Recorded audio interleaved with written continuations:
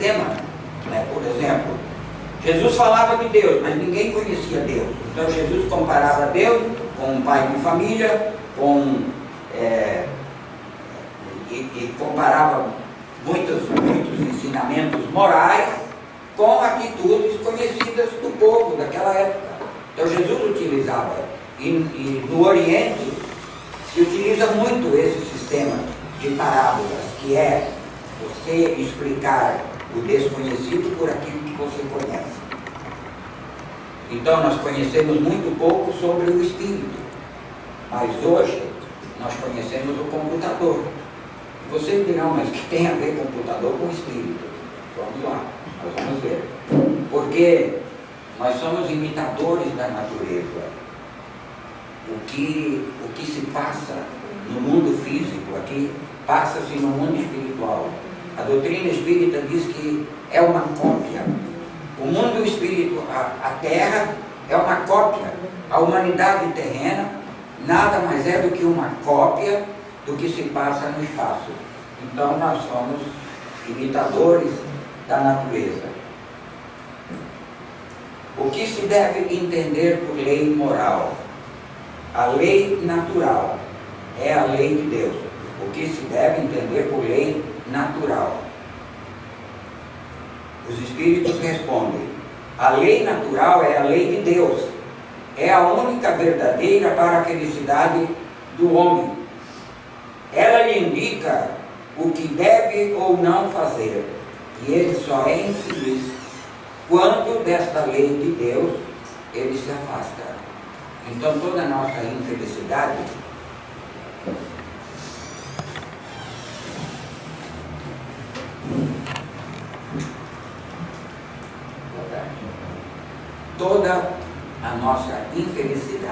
decorre do equívoco em relação à lei de Deus e ao nosso procedimento.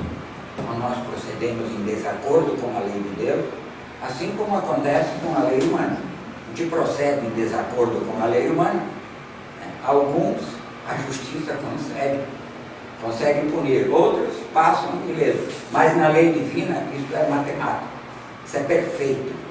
Então, nós somos sempre responsáveis pelos nossos atos em relação à lei de Deus. E aí o Kardec pergunta, e isto é fundamental que vocês gravem para o contexto da minha palestra: onde está escrita a lei de Deus? Os espíritos respondem: na consciência. E Jesus também reforçou isso dizendo: o reino de Deus está dentro de vós. Ora, então Deus opera em nós através da lei que imprimiu na nossa intimidade. Então há um programa divino impresso dentro de você. Mas os médicos já dissecaram o corpo humano e não encontraram nada escrito na nossa intimidade. Como explicar? Se a consciência, se as leis de Deus estão na nossa consciência, mas os médicos não localizaram ainda aonde está a consciência, e se nessa consciência tem alguma coisa escrita, como se explica?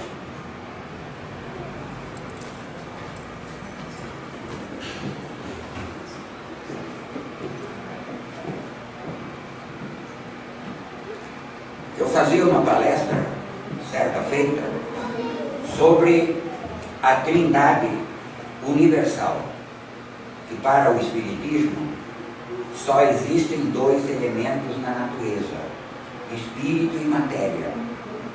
Está escrito no Livro dos Espíritos. Tem todo um tema, o Livro dos Espíritos, dizendo que no universo todo só há matéria e espírito. Ou é espírito ou é matéria.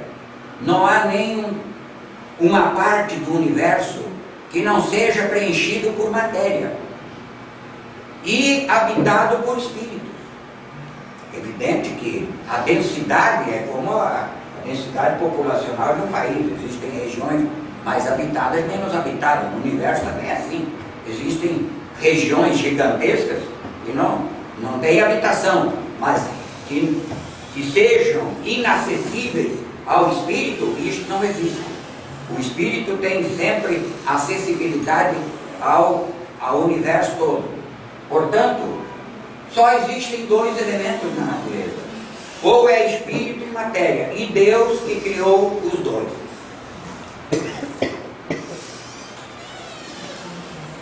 Deus é o criador do universo, composto de espírito e de matéria.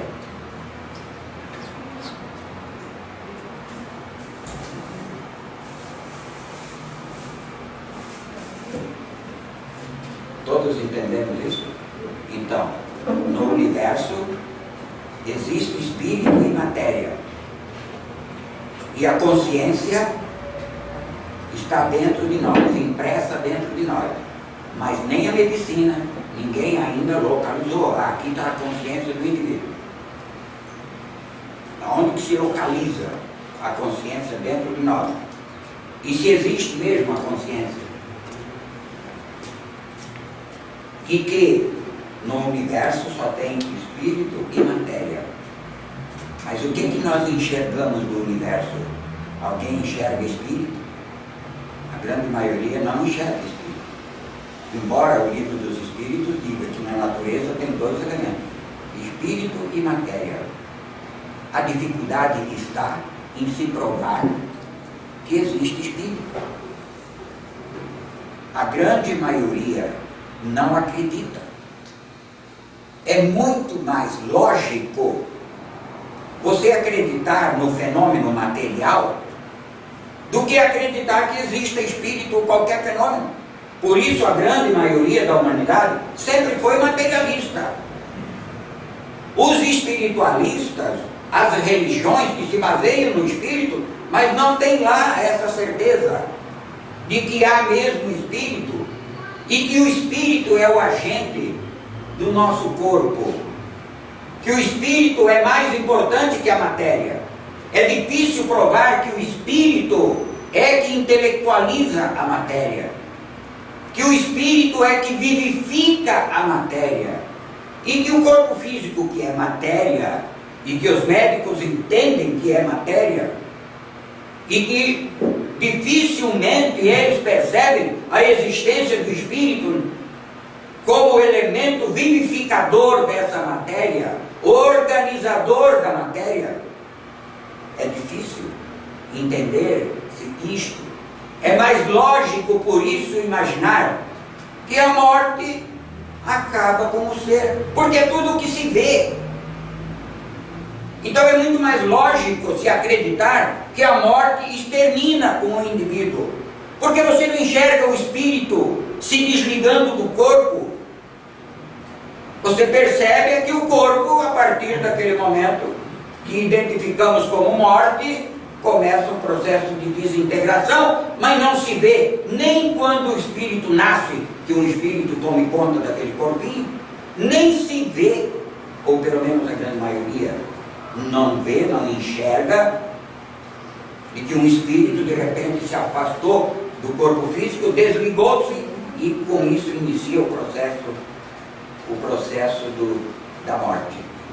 Pois bem, então eu fazia, uma semana qualquer, há alguns anos atrás, uma palestra sobre espírito e matéria, os únicos dois elementos da natureza.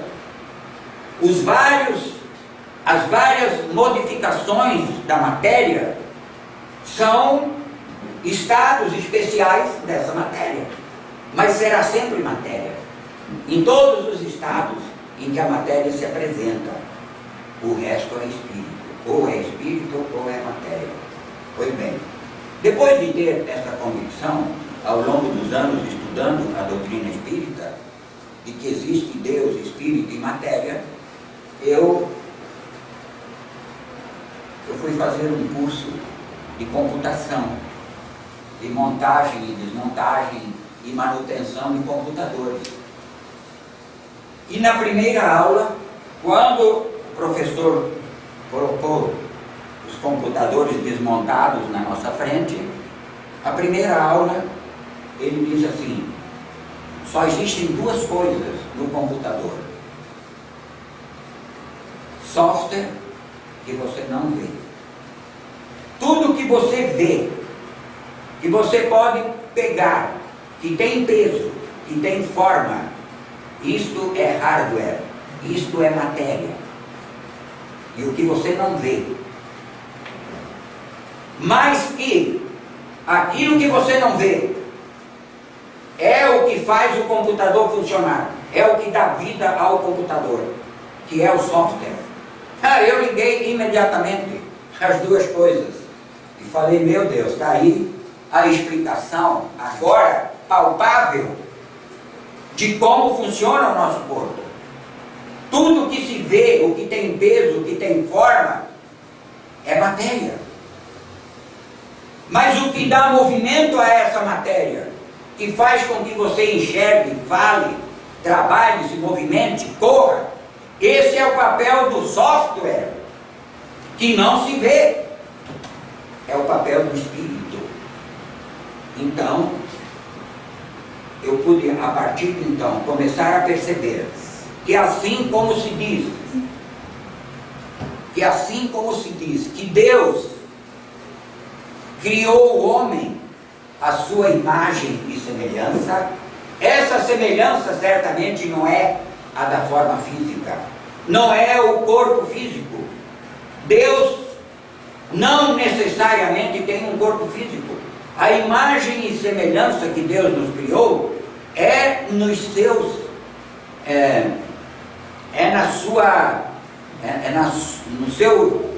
na sua parte espiritual, vamos assim dizer, nas suas qualidades. Então Deus é inteligente, é a suprema inteligência do universo. Deus te deu inteligência. Deus tem a sabedoria infinita. Deus nos deu sabedoria infinita.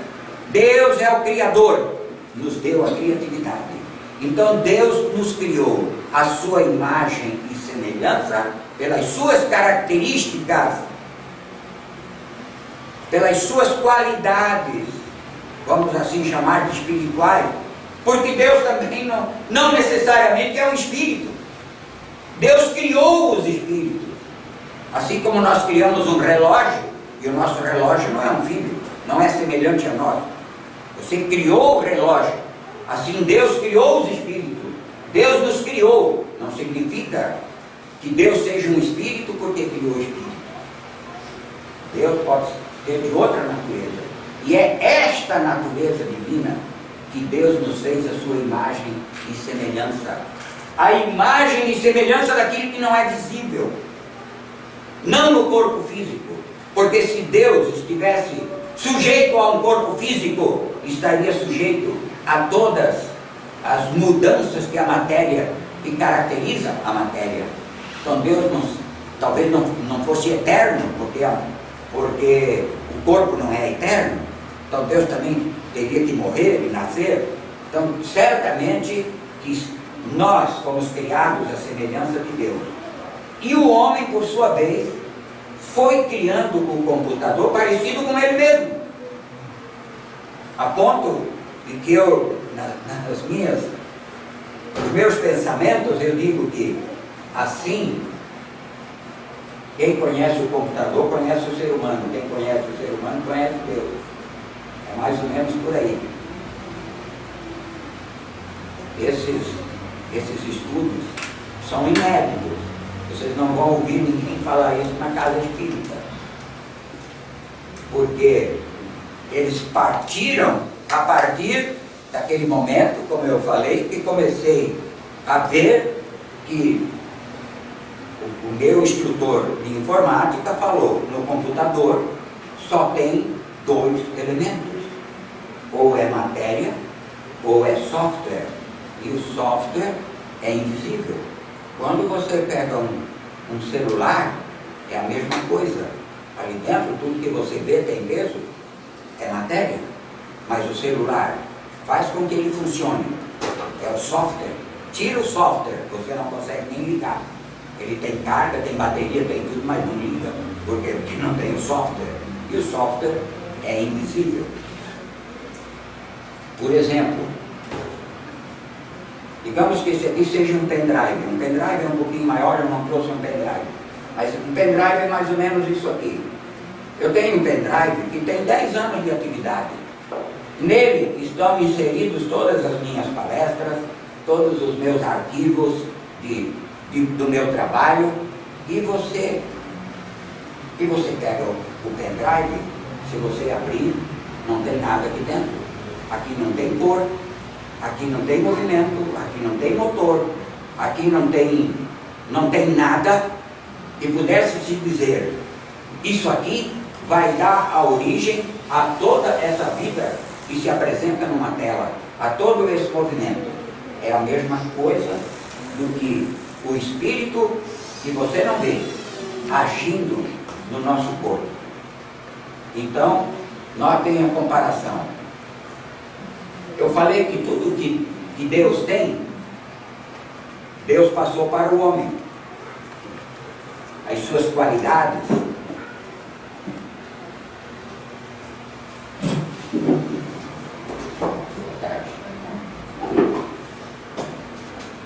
então no homem tem o espírito, no computador tem o software. Qual é a característica do espírito? É dar vida ao nosso corpo, que é matéria. No computador nós temos o software. Qual é a função do software? É dar vida a esta matéria, a esta máquina que se chama computador. O espírito é invisível, ninguém vê. É a grande dificuldade de se falar de espírito, de se entender a existência do espírito. No computador tem o software, é invisível. Só os técnicos sabem que existe aqui dentro algo que é invisível, mas que vivifica o computador, assim como o teu espírito vivifica o teu corpo físico. No homem tem o corpo. No homem tem o corpo. No computador tem o hardware, a máquina, tem esta parte, que tem peso, que tem forma, que é visível, que você pode pegar, que tem tato. É a máquina, chama-se hardware. No homem tem perispírito.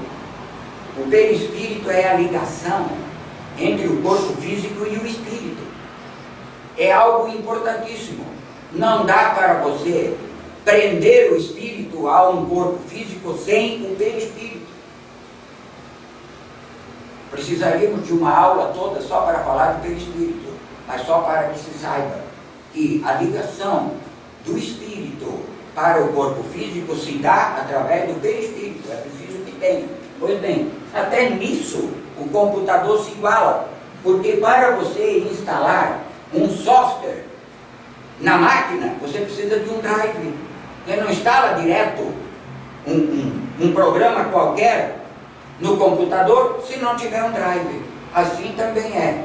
O software, para ser instalado numa máquina, precisa de um drive. Assim como o espírito, para ser instalado no corpo físico, precisa do perispírito. No homem, nós temos a consciência. E o que eu li sobre a consciência? O livro dos Espíritos diz: aonde estão gravadas as leis de Deus? Os Espíritos respondem: na consciência. A consciência está aonde? Acoplada ao Espírito. Assim como no computador nós temos acoplado ao computador, que faz parte do software do computador, nós temos um programa operacional que se chama Windows, desenvolvido pela Microsoft. Então, no computador, você tem um programa para operar a tua máquina, o teu computador. Deus colocou um programa dentro de você. Nesse teu espírito, Deus programou o espírito. E um desses aplicativos que tem no teu espírito chama-se consciência. Na consciência tem todo o programa divino. Assim como no Windows tem todos os programas para que você possa fazer uso da sua máquina. Então quem entende um pouquinho de informática vai entender melhor a sua própria intimidade. Tudo já está programado por Deus dentro de você, na tua intimidade, não no teu corpo físico.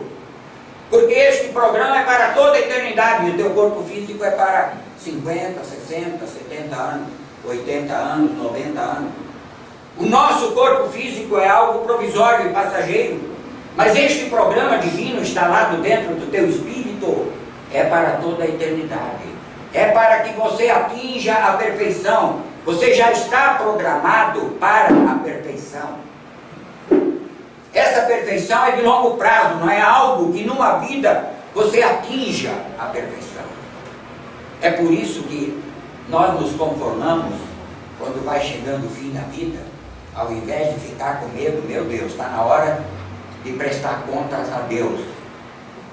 Eu penso, para comigo, eu não vou tirar nota 10, certamente.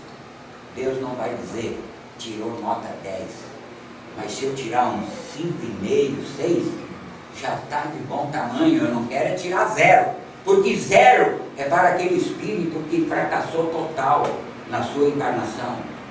Que não se deu conta de que é um filho de Deus a caminho da perfeição. Então, se conforme. Ninguém precisa ficar com remorso de algo que fez de errado ao longo do caminho, porque essa é a nossa experiência. É errando e acertando que vamos evoluindo. Portanto, assim como no computador existe um sistema operacional, no teu espírito também existe um programa divino. Este aqui, esse sistema operacional, é um programa desenvolvido pela Microsoft. O programa operacional que tem dentro do teu espírito é o programa de Deus. Então, quando eu era pequeno, eu me lembrava que minha mãe dizia assim, não faz nada errado. A minha avó que dizia, porque o anjo da guarda está te observando. E a gente vai crescendo com essas ideias. Todos vocês que vêm do catolicismo sabem que se usava muito isso no catecismo, certo? Quem é católico? O anjo de guarda está olhando você. Mas isto não é verdade. Porque você não precisa ser observado por ninguém. Tudo que você quiser fica gravado nessa tua memória. Porque nós temos uma memória prodigiosa. Como no computador, nós temos o disco rígido que vai gravando tudo que você faz, e você pode gravar no computador todas as suas experiências de 10 anos atrás, 15, 20 anos, e que para todos sempre ficam gravados nos vários arquivos nesse disco rígido que fica gravado no computador. A nossa memória grava todos os atos da nossa vida.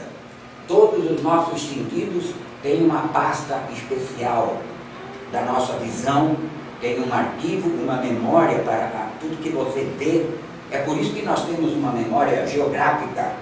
Você vai para uma cidade qualquer, depois de 10, 20 anos, por que você volta para lá e não erra o caminho?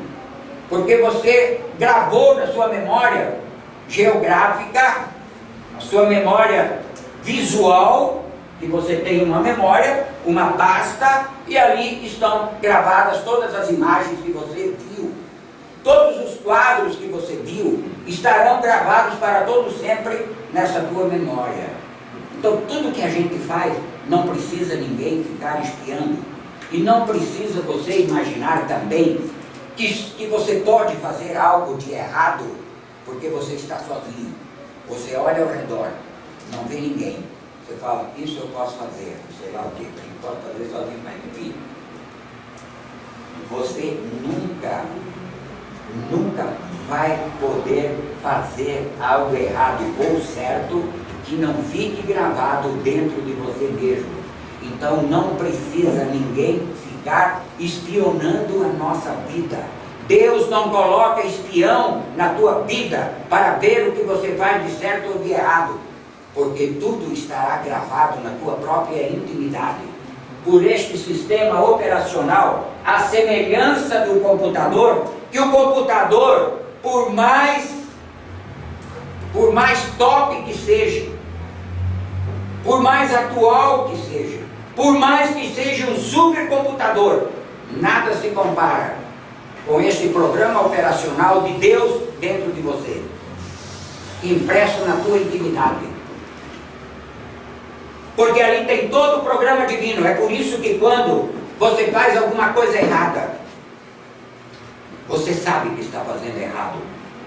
E você pode saber que este mesmo programa divino está instalado em todas as criaturas. Você vai lá no Japão, uma outra cultura, onde nós nunca vivemos, aí você chega lá. O que é bom para mim, é bom para o japonês. Porque também ele está programado da mesma forma. Assim como você utiliza esse computador, ou vai utilizar o seu lá na sua casa, ele tem instalado Windows. O que você pode fazer no meu computador, você pode fazer no computador da sua casa. Porque o programa que está dentro dele é o mesmo. Assim também, não há privilegiados do programa divino que instalou dentro de cada um de nós. Por isso ninguém pode dizer assim, como o sujeito é inteligente. Por que Deus não me deu essa inteligência? Deus te deu a mesma inteligência. Porque se Deus tivesse programado uma inteligência superior para um ser qualquer, Deus estaria sendo injusto para com os outros. E Deus é a justiça por excelência. Portanto, todos nós temos em potencial a mesma inteligência, que só precisa ser desenvolvida. Assim como temos o mesmo potencial musical, todos nós temos o mesmo potencial. Todos vocês poderão se tornar pianistas, se quiserem, mais cedo ou mais tarde. Um dia nós dominaremos a arte da música.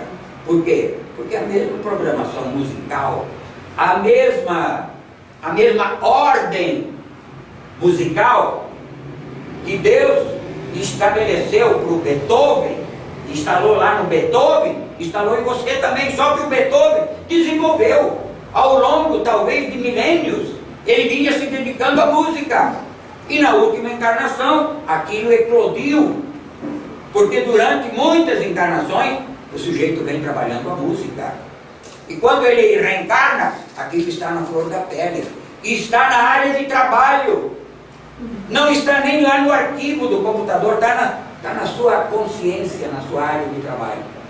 Assim, tudo que nós vamos desenvolvendo fica gravado como processo de aprendizado. Eu lia, ainda ontem à noite, antes de dormir, uma revista da Seishinoye, e o Masaharu Taniguchi diz o seguinte: o trabalho não conta pela remuneração, o trabalho conta pelo aprendizado que você faz. Por aquilo, nós deveríamos pagar para trabalhar, porque você vai adquirir evolução no trabalho. Você evolui aprendendo a fazer as coisas. Um dia será invertido, como na espiritualidade é. Todo mundo tem o prazer de trabalhar. Trabalha por prazer, não é porque vai ganhar remuneração. Nós aqui fazemos qualquer coisinha e já cobramos. Na realidade, nós aprendemos a fazer algo. E quanto mais você aprender, mais você estará desenvolvendo a sua inteligência divina, a sua criatividade divina. Deus é o Criador do universo. Deus te deu a faculdade de criar. Portanto, Deus é o Todo-Poderoso. Deus te deu o poder de conduzir a tua vida como você quiser. Deus te deu a vida e o poder de conduzir a vida como você quiser conduzir. Te deu a liberdade. Portanto, a memória que nós temos instalada dentro de nós é algo de prodigioso, que nenhum supercomputador da NASA, nem da Receita Federal, nenhum supercomputador se assemelha, porque essas memórias dessas máquinas, elas são temporárias. Daqui a um pouco elas estão esgotadas, elas estão obsoletas e o computador vai deteriorar. Mas a sua memória espiritual é eterna. Deus fez algo como Ele próprio é eterno, construiu algo indestrutível. Muitos dizem assim: eu estou com a memória fraca. Não é a memória que está fraca, é o acesso à memória. São os teus neurônios que vão enfraquecendo e daí não conseguem acessar a memória. Mas a tua memória está intacta e perfeita. Ninguém perde a memória. A memória, quando a gente desencarna, retorna. Ela é muito mais abrangente do que a memória que nós temos aqui na Terra. Tanto que vem os espíritos nos dizer que quando desencarna, passa como que um filme assim de poucos segundos que você revê ali a tua vida toda. Então, assim como todo o que está gravado no meu computador, que eu penso que é só meu, é eu que mexo no computador, então aqui eu tenho os meus arquivos, ele tem a minha característica. O meu computador, ou o que está gravado no meu computador, é totalmente diferente do que está gravado no seu computador, no seu. O meu é único, porque é o único que tem aqui tudo aquilo que eu executei, e que você não executou outras coisas. O meu não será parecido com nenhum outro também. Assim é a nossa intimidade. E quando Deus quer saber como você é, a espiritualidade, quando você desencarna, não precisa estar perguntando para testemunha. Não, você viu o que ele fez lá quando era pequeno, o que ele fez quando tinha nada. É como qualquer um que entenda de computação, vem aqui e abre todos os meus arquivos. Abre todos, o cara vai ver o que eu faço. Vai ver aqui o que é a minha realidade do dia a dia, o que eu tenho gravado aqui, que tipo de música que eu gosto, se é música sertaneja, se é música clássica, que tipo de música eu tenho salvo aqui, que tipo de trabalhos, entendeu? É uma característica única minha. Assim é a intimidade de cada um de nós. Quando você desencarna, um técnico qualquer da espiritualidade, os outros espíritos, olham para a nossa aura. Nós temos uma aura. A nossa aura é como se fosse um código de barras. A minha aura é diferente de todos, e a sua é diferente de todos. Cada um de nós tem o nosso código de barras. Nesse código de barras, que é a aura, o espírito que está no outro lado da vida, os espíritos superiores olham só na tonalidade da nossa aura, ele já descreve o que você é. Não precisa ninguém estar cuidando de você. É você mesmo que tem que se cuidar. É você mesmo que tem que se policiar. O que você faz no teu dia a dia, nas tuas horas, porque isso tudo vai ficar gravado no teu HD, na tua memória espiritual, memória prodigiosa, que a Joana de Ângeles diz. Vocês vão ler o texto aqui depois que eu vou passar. A Joana de Ângeles diz que nós gravamos, a nossa memória tem a capacidade prodigiosa de gravar 10 fatos novos por segundo e colocar nos arquivos corretos. Entendeu? Então, esse quadro que eu estou vendo aqui, esse quadro vai estar gravado na minha memória. Daqui a 1000 anos, eu posso ter essa visão que nós estamos tendo hoje aqui, porque isso tudo fica absolutamente gravado. No livro Cartas de uma Morta, de Chico Xavier, ela relata que no plano espiritual, ela questionou com o guia espiritual dela, que ela não tinha recordações do passado remoto, mas ela estava com um papiro egípcio na mão, aqueles papiros, né, que depois foram decifrados, e lá na espiritualidade, por acaso, ela estava com um papiro na mão, e o guia espiritual disse a ela: te concentra nesse papiro. E ela então começou a se concentrar e foi levada imediatamente para uma daquelas pirâmides do Egito de 5.000 anos atrás. E aí ela se vê conduzida por aquele espírito que escreveu aquele papiro. E o espírito a conduz para todos aqueles labirintos da pirâmide lá de Kéops, no Egito, e ela vai ver e sente na própria intimidade dela todas as sensações que aquele espírito, quando escreveu os hieróglifos que ela tinha na mão, há 5.000 anos atrás, ela estava sentindo. Por quê? Porque tudo isso fica gravado na memória daquele que escreveu, daquele que fez.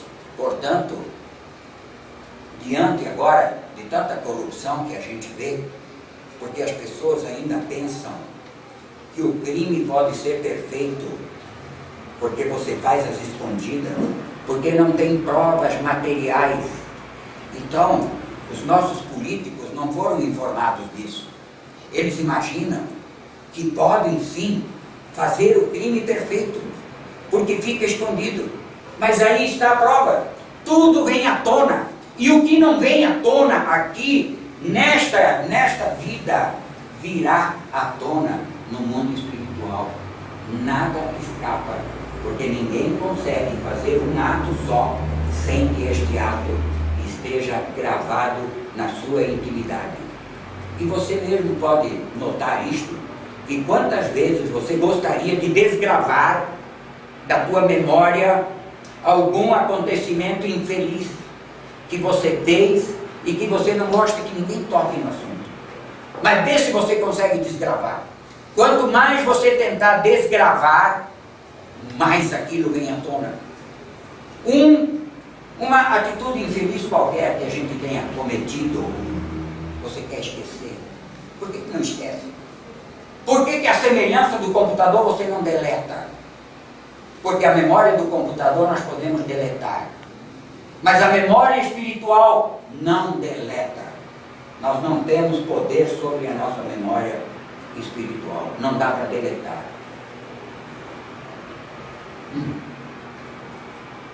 O nosso, dizem os espíritos, que o nosso pensamento é captado nas alturas. Aliás, uma das missões da mãe do Francisco Cândido Xavier, Maria João de Deus, ela diz que agora a função dela é, numa determinada zona da espiritualidade, a missão dela e muitos outros espíritos é analisar a qualidade da prece endereçada aos espíritos. E eles fazem uma triagem de toda a prece que passa por lá. Então, a prece, nós somos transmissores de pensamento. E o que nós temos hoje para comparar com isso? O que nós temos? A internet. O espírito transmite o pensamento. O computador transmite todas as mensagens, fotos, tudo que você quiser. Transmite instantaneamente para todos os lugares do planeta. E você também transmite tudo o que você pensa. O teu pensamento é a internet divina. Os espíritos captam. O que você pensa, tem gente captando. Espíritos maus, se você estiver pensando coisa ruim, eles aproveitam para como é que se diz? Intervir, para interagir com os teus pensamentos maus, porque são captados. Você deseja uma vingança? Vai ter muito espírito aí já colocando lenha na fogueira para você executar logo a vingança. Por quê? Porque tem uma internet de Deus, assim como tem a internet dos homens. Deus inventou coisa muito melhor. Porque a nossa capacidade de transmissão da internet às vezes é lenta, né? Mas a do espírito é transmissão imediata. Atravessa os espaços infinitos e pode ser captado a uma distância muito superior. Nós preciso correr, porque o fim já está no fim. Então, assim como nós temos o espírito tem doenças que nós chamamos de conflitos espirituais, o computador também tem vírus. Mas aonde que entra o vírus no computador? Na máquina? Não, no software. O software que é invisível, que é o espírito da máquina, é ali que entra o vírus.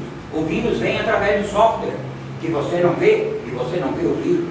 Assim também, no nosso perispírito, no nosso espírito, começam as doenças. Começam pelo espírito, que depois vão se materializar no corpo físico. Mas diz Joana de Ângeles que até uma gripe inicia no espírito. Porque uma gripe, ela vem em função da sua imunidade baixa. A imunidade está baixa. E a imunidade é do espírito. É o espírito que, na medida que se compromete com as leis de Deus, vai reduzindo a tua, como eu falei, a tua imunidade. E aí uma gripe te derruba. No espírito nós temos os olhos para enxergar. No computador nós temos câmeras que também já estão enxergando. Hoje é um grande instrumento de monitoramento das coisas. As câmeras instaladas nos computadores. Nós temos ouvidos, os computadores, nós temos o gravador, grava tudo. No homem nós temos conflitos. E no computador também você tem conflitos. Cada vez que você erra, vem uma mensagem assim, errou, e não vai para frente. Quando você erra em relação às leis divinas, vem uma mensagem que te diz, que te avisa pelo remorso de que você está fazendo algo errado. Ninguém consegue fazer algo errado sem perceber que está fazendo errado. A gente sempre tem um aviso da consciência, que é o nosso conflito, que causa todos os problemas espirituais da criatura. Então, a nossa intimidade, se nós pudéssemos fazer uma planta baixa do espírito, assim como o engenheiro faz uma planta para construir o que vai no físico, essa planta primeiro, ela é uma planta na memória do engenheiro, do arquiteto.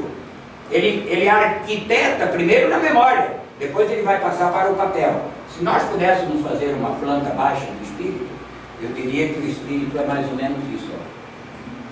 O espírito tem acoplado a consciência e tem acoplado a memória.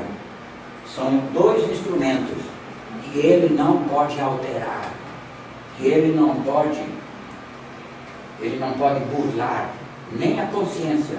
Assim como você não pode desinstalar o programa da Microsoft no teu computador, que ele não vai funcionar, você também não pode desinstalar o programa divino que Deus colocou dentro de você, que se chama consciência. Então, a consciência,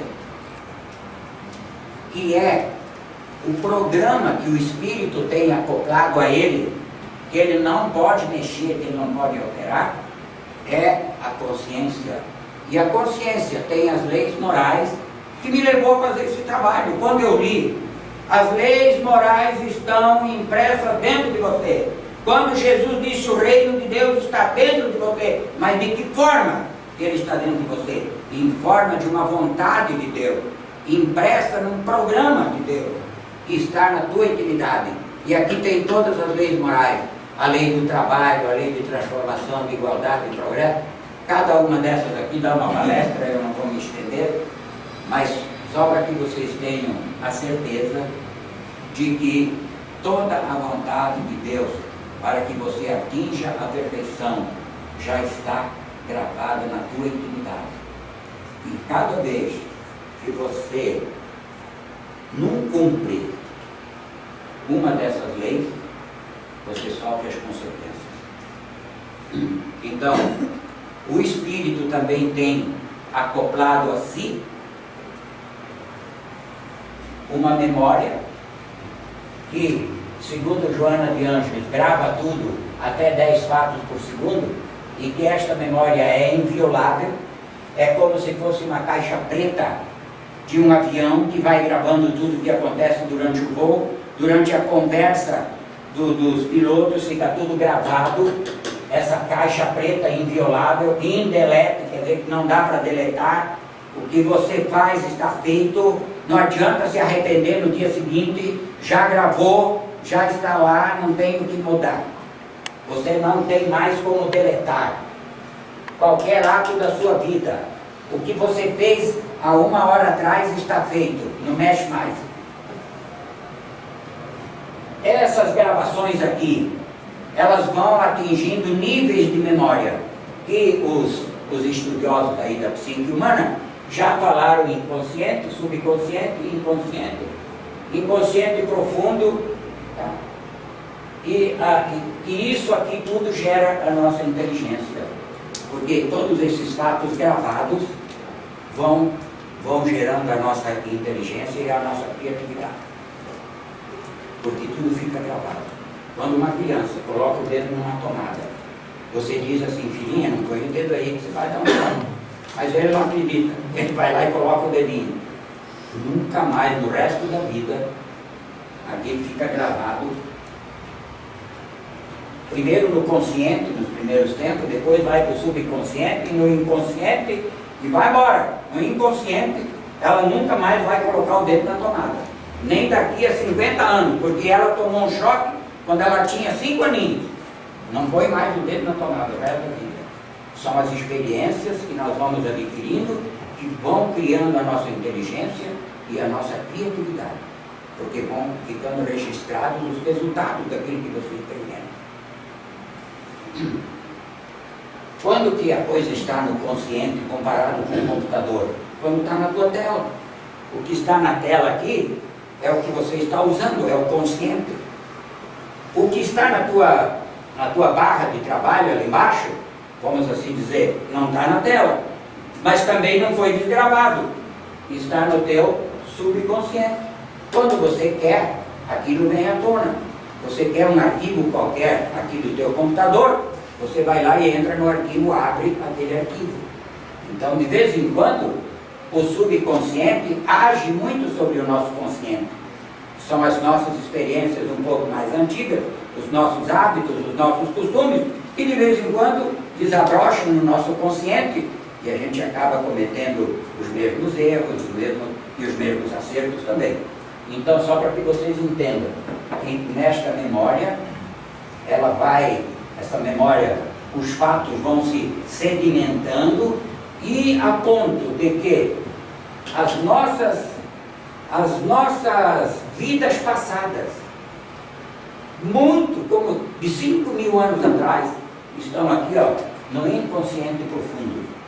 E se precisar, um dia a gente desenterra de lá, como o exemplo que eu acabei de falar, que a mãe do Chico Xavier foi levada a uma experiência de 5.000 anos atrás, reviveu como se fosse hoje, e estava no subconsciente daquele espírito que as escreveu. Pois bem, eu preciso concluir, então, isso eu já falei. Este aqui é o livrinho da Joana de Ângeles, escrito através de Valdo Pereira Branco, e se chama Momentos de Consciência, de onde eu tirei essa frase, a fim de que a pessoa adquira ou preserve a saúde, é imprescindível a conscientização de si mesma, da sua maneira de ser. Normalmente, por hábito vicioso, aquilo que está lá no teu subconsciente, é um hábito, vem de tempo. Um hábito não se adquire num dia. Um hábito é um comportamento repetitivo, vira um hábito. Então, normalmente por hábito vicioso, prefere e aceita os estados negativos e alterados de comportamento com os quais a consciência discorda, abrindo espaço para as doenças. Aquilo que eu falei, é o teu conflito espiritual com a tua consciência divina que gera as doenças, os conflitos entre o eu e a consciência, porque o eu é o senhor de todo esse processo. O eu é você. O eu é o nosso espírito. Quem tem sensações é o espírito. Não é o teu corpo físico que tem sensações. É o teu espírito que se extravasam pelo corpo físico. Então dá a impressão que a sensação é do corpo físico, mas não é. A sensação é do espírito. A vontade é do espírito, não é do corpo. A criatividade é do espírito. O livre-arbítrio é do espírito. A decisão é do espírito. E nesta ordem, a ação e reação é do espírito. A felicidade e o remorso são do espírito. Mais ou menos assim, ó. Você tem uma sensação de fome. O que acontece em seguida? Essa sensação de fome te desperta o quê? A vontade de buscar o alimento. Aí entra a criatividade. Aonde que eu vou encontrar o alimento? No supermercado? Tem na geladeira? Tem aonde que tem o alimento? Para saciar aquela minha sensação que me deu vontade de comer. Eu tenho. Aí entra a criatividade. E como você vai buscar isto? Foi isto que fez o homem evoluir, para buscar, preencher as suas necessidades. Entrou em ação a criatividade. Aí você tem a criatividade, tem a solução, mas entra o livre-arbítrio. Faço ou não faço? Eu sei onde tem comida, na casa do vizinho, mas eu posso entrar lá e pegar? Aí entra o livre-arbítrio, entendeu? Você criou a situação, mas de repente tem um empecilho qualquer, entra o seu livre-arbítrio. Faço ou não faço? Ao invés de vir à casa espírita, poderia estar pulando carnaval num clube qualquer. Mas de repente vocês passaram isso aí tudo no crivo da razão e falaram, não, eu vou no centro espírita. E vieram no centro espírita. Então, depois de passar no crivo do livre-arbítrio, vem a decisão. Faço ou não faço? O livre-arbítrio te diz, você pode fazer isso, pode fazer aquilo. Mas a decisão é sua, é do espírito. Eu faço. É o teu momento de decisão. Dessa decisão vem uma ação. Você decidiu, o que você decidiu você vai fazer. Dessa ação vem uma reação. Que esta reação pode ser de felicidade ou de remorso. Se você acertou, você sai com aquela sensação gostosa de que acertei. Você errou, vem o remorso de dizer, errou. E já vem o arrependimento em seguida, né? Fez tudo errado, errou, vem o arrependimento, não pode mais voltar atrás, só pode guardar aquilo como ensinamento, como aprendizado. Aquilo eu não devo mais fazer. E assim é que nós vamos evoluindo automaticamente, todos nós, por um processo de automatismo que Deus colocou dentro das nossas vidas. Aí você diz, então, para que a revelação de Jesus, se tudo aquilo que eu preciso para evoluir já está dentro de mim? Eu já estou programado para evoluir. Eu só vou evoluir. E por que não evolui? Livre-arbítrio. Decisão. Livre-arbítrio, decisão. Aqui é que é o complicador. Você muitas vezes sabe a verdade, mas não tem força suficiente para deliberar isto. Então, vai patinando, vai percebendo que está errado, mas não tem poder de decisão para decidir as coisas certas, para mudar, para fazer as mudanças. Aí vem Jesus, aí vem todos os grandes profetas da humanidade para te ajudar a descobrir o teu programa divino, para te ajudar, que a gente chama de revelação, para te revelar aquilo que já está dentro de você. E revelando ou não, uma hora desabrocha, porque tem um ditado que eu vi hoje no meu carro, que diz assim, ou você vai pelo amor, ou você vai pela dor. É aí que, num determinado momento,